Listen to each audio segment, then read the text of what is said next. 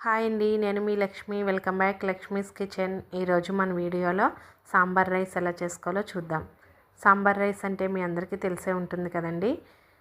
దీనిని గుళ్ళో ప్రసాదంగా పెడుతూ ఉంటారు. గుళ్ళో పెట్టే టేస్ట్తోనే మనం ఇంట్లోనే చాలా సింపుల్గా చేసుకోవచ్చు. నేను చెప్పిన కొలతలతో ఒకసారి చేసి చూడండి, చాలా టేస్ట్గా ఉంటుంది. ఆలస్యం చేయకుండా సాంబార్ రైస్ ఎలా చేసుకోవాలో చూద్దాం. ముందుగా ఇక్కడ ఒక 50 గ్రామ్స్ చింతపండు తీసుకున్నానండి. దీనిని వాటర్ వేసుకొని ఒక అరగంట పాటు నానబెట్టుకోవాలి. ఇప్పుడు ఒక కుక్కర్లో 2 కప్పులు రైసు, అలాగే 1 కప్పు కందిపప్పు వేసుకోవాలి. 2 కప్పుల రైస్కి 1 కప్పు కందిపప్పు అయితే పర్ఫెక్ట్గా సరిపోతుందండి. వీటిని 1-2 సార్లు బాగా వాష్ చేసుకొని మంచినీళ్ళు వేసుకొని ఒక అరగంట పాటు నానబెట్టుకుందాం.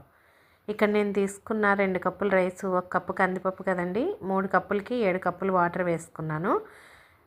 ఇప్పుడు ఇందులో 1 టేబుల్ స్పూన్ పసుపు, అలాగే 1 టేబుల్ స్పూన్ ఆయిల్ వేసుకొని మూత పెట్టుకొని ఒక 5 విజిల్స్ వచ్చే వరకు స్టవ్ మీద పెట్టుకొని ఉడికించుకోవాలి. రైస్ ఉడికేలోపు ఇక్కడ స్టవ్ ఆన్ చేసి ఒక ప్యాన్ పెట్టుకుందాం. ఇందులో ఒక 3 టేబుల్ స్పూన్ వరకు ఆయిల్ వేసుకోవాలి.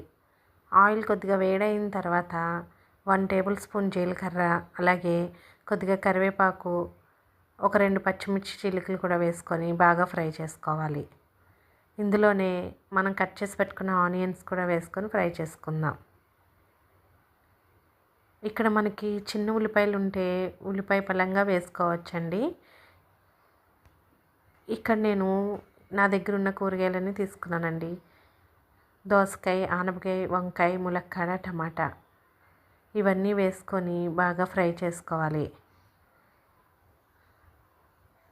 ఇలా ఫ్రై అయిన తర్వాత ఇందులో 1 టేబుల్ స్పూన్ పసుపు, అలాగే 1 టేబుల్ స్పూన్ సాల్ట్ వేసుకొని ఒక నిమిషం బాగా కలుపుకోవాలి.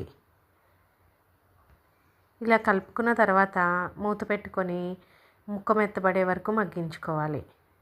ఇప్పుడు ఇలా ముక్కలు సగం మగ్గిన తర్వాత ఒక నిమిషం బాగా కలుపుకోవాలి.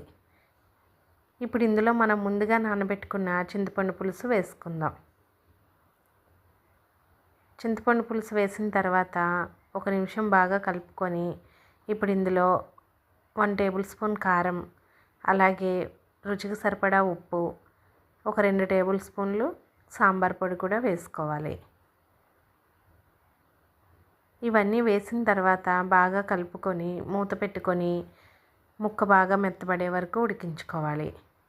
ఇలా ఉడుకుతున్నప్పుడు ఇందులో చిన్న బెల్లం ముక్క వేసుకొని బాగా కలుపుకొని మూత పెట్టుకొని దగ్గర పడే వరకు ఉడికించుకోవాలి. చూసారు కదండి, ఇక్కడ ముక్కలైతే ఉడికిపోయాయండి. ఇప్పుడు మనకి ఇక్కడ రైస్ కూడా రెడీ అయిపోయింది. ఇప్పుడు ఈ రైస్ని ముక్కల్లో వేసుకొని అన్నీ కలిసేటట్టు కలుపుకోవాలి.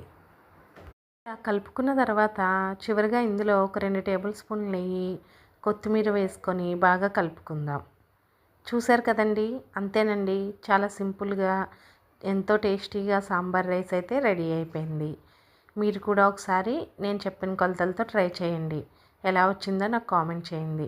ఈ సాంబార్ రైస్ని జీడిపప్పుతో సర్వ్ చేసుకుంటే చాలా టేస్ట్గా ఉంటుందండి. ఈ వీడియో కనుక మీకు నచ్చినట్లయితే మన ఛానల్ని లైక్ చేయండి, షేర్ చేయండి, సబ్స్క్రైబ్ చేయండి. అలాగే పక్కనే ఉన్న బెల్ ఐకాన్ని ఆన్లో పెట్టుకోండి. సాంబార్ రైస్ని ప్లేట్లోకి సర్వ్ చేసుకొని చల్లమిరపకాయలు, అలాగే పాపడ్స్తో సర్వ్ చేసుకుంటే చాలా బాగుంటుందండి. నేనైతే చాలా ఎంజాయ్ చేశాను. మీరు ఏ కాంబినేషన్లో తింటే ఇష్టమో నాకు ఒకసారి కామెంట్ చేయండి. Thanks for watching.